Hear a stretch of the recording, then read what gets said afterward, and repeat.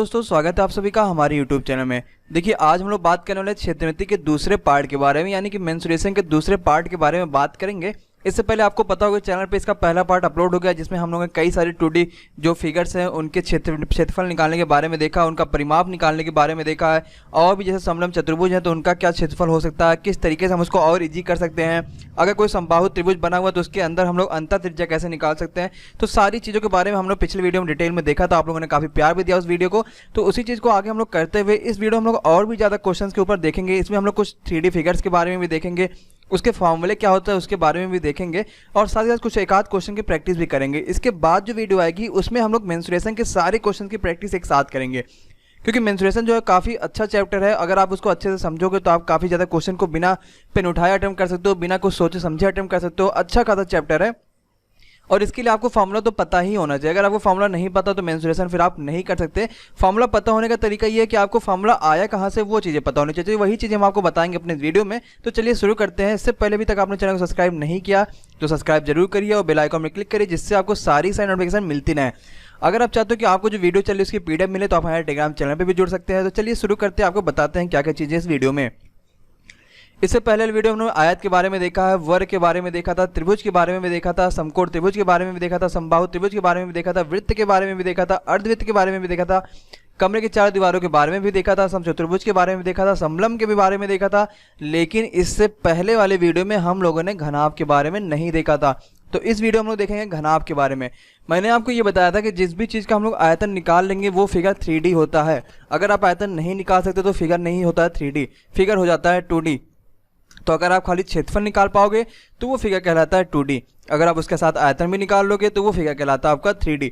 तो घनाभ उसमें से एक है। घनाभ के बारे में बात करेंगे तो घनाभ में लंबाई भी होती है, चौड़ाई भी होती है और ऊंचाई भी होती है।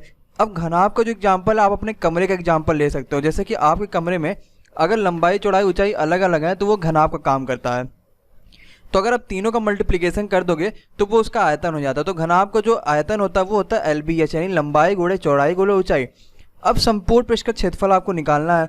तो अगर आप कोई एक दीवार लोगे, दीवार अपने घर की कोई एक दीवार ले लीजिए, तो ये इसकी लंबाई है और चौड़ाई मान लीजिए ऐसे जाता है दीवार, ये इसकी लंबाई होगी और ये चौड़ाई होगी। इसका मल्टीप्लिकेशन कर दोगे तो आपको नीचे आ जाएगा। ये इसकी चौड़ाई आ जाती है, फिर ये ऊंचाई हो जाएगी तो वो हो जाएगा। फिर ऊंचाई और लंबाई का फिर से मल्टीप्लिकेशन करोगे तो सीधे साधा जो सीधे बात करें बिना घुमा फिरा के, तो इसका संपूर्ण पृष्ठ का क्षेत्रफल होता है वो होगा 2LB + BH + HL। ये होता है घनाभ के संपूर्ण पृष्ठ का क्षेत्रफल। निकालने का आपको तरीका होना चाहिए। देखिए अगले क्वेश्चन में बात करते हैं विकर्ण का। ये घनाभ में विकर्ण होता है, और ये विकर्ण होता कितना है। तो घनाभ का विकर्ण होता है अंडर रूट में। हम एक बार L जो होता है उसका स्क्वायर कर देते हैं, एक बार जो B होता है उसका स्क्वायर कर देते हैं, और एक बार जो H होता है उसका स्क्वायर कर देंगे। तो ये हमें पता चल जाएगा घनाभ का विकर्ण। अब इस पर क्वेश्चन किस टाइप से पूछे जाते हैं उसके बारे में थोड़ा सा आपको बताते हैं। जैसे किसी क्वेश्चन में आपसे ये कह देता है कि आप बताइए किसी भी साइड 3 है, उसकी चौड़ाई 4 है और उसकी ऊंचाई 5 है, तो आपको बताना उसके विकर्ण कितने की लंबाई होगी। तो आपको करना क्या होता है, अंडर रूट में 3 स्क्वायर + 4 स्क्वायर + 5 स्क्वायर करके उसका आंसर आप समथिंग निकाल सकते हो। तो इस तरीके से हम घनाभ के बारे में समझें अब इस वीडियो में कि घनाभ में कौन कौन सी चीज़ें होती हैं उसके बारे में हम लोगों ने देखा। तो अब बात करेंगे घन के बारे में। तो घन के बारे में क्या होता है कि घन में सभी साइडें बराबर होती हैं, ठीक है। घनाभ में क्या होता था, आपकी लंबाई अलग होती थी, चौड़ाई अलग होती थी, ऊंचाई अलग होती थी। लेकिन घन में क्या होता है, आपकी लंबाई भी एक होगी, चौड़ाई भी वही होगी और ऊंचाई भी वही होगी। तो इसमें भुजा, उसमें हम क्या करते थे, मल्टीप्लिकेशन आयतन निकालने के लिए क्या करते थे, LBH करते थे। किसमें, घनाभ में। तो इसमें भी वही करेंगे, A × A करेंगे, लेकिन वो तीनों बराबर हैं तो A क्या हो जाता है हमारा, A³ आ जाता है। तो इसीलिए जो घन का आयतन होता है वो A³ होता है। अब घनाभ में हम लोगों ने क्या किया था, LB + BH + HL किया था और उसका मल्टीप्लाई कर दिया था 2 से, तो हमारा संपूर्ण पृष्ठ आ गया था। लेकिन यहाँ पे तो सब बराबर है, तो A × A करेंगे यानी A स्क्वायर, A × A करेंगे यानी A स्क्वायर, A × A करेंगे यानी A स्क्वायर। तो ये आएगा आपका 3A स्क्वायर और बाहर क्या लिखा है 2। तो एक्चुअली में बन क्या जाता है घनाभ का संपूर्ण पृष्ठ, अंडर रूट में सिर्फ 6A स्क्वायर ये बनता है घन का संपूर्ण पृष्ठ। तो कुछ भी डिफरेंस नहीं है। अगर आप अलग से भी नहीं चाहते हो कि आप अलग से याद करो तो आप वो भी नहीं करो, अलग से भी ना याद करोगे तो आपका क्या होगा, आंसर जो है वो पूरा सेम ही आएगा। तो दोनों का सब सेम है, खाली घन में अंतर ही होता है कि सभी साइडें बराबर होती है, तो फार्मूला खाली हल्का सा एक्सचेंज हो जाता है। जैसे आपने घनाभ में क्या पढ़ा था विकर्ण के लिए, आपने पढ़ा था under root L² + B² + H², लेकिन यहाँ पे तो LBH सब बराबर ही हैं। तो यहाँ क्या होगा, अंडर रूट में A² + A² + A²। तो क्या आ जाएगा अंडर रूट में 3A²। ये आ गया। अब ए स्क्वायर तो बाहर आ जाएगा, तो a√3 क्या होता है, घन का विकर्ण होता है। तो यहाँ से आप ये भी निकाल सकते हो। इस पे क्वेश्चन किस टाइप से आते हैं वो आपको सारे के सारे क्वेश्चन मैं अगले वीडियो में जब आपको सारे के सारे क्वेश्चन अटेम्प्ट करवा दूंगा। देखिए चलिए अगले क्वेश्चन में बात करते हैं, बेलन के बारे में बात करते हैं।